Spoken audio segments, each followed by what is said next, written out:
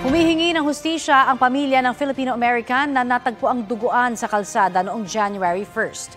May tama ng bala sa ulo ang 24 na taong gulang na si Andre Gianan nang makita sa Peck Avenue sa Manhattan Beach sa California. Ayon sa otoridad, galing sa trabaho ang biktima at papunta sana sa isang party ng barilin.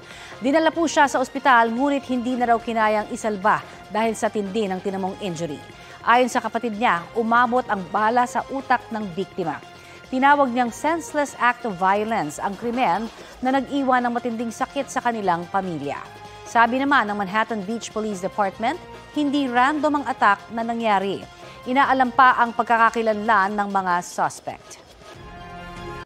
Kapuso, para sa mga maiinit na balita, mag-subscribe sa GMA Integrated News sa YouTube. Sa mga kapuso naman abroad, subaybayan nyo kami sa GMA Pinoy TV at sa www.gmanews.tv.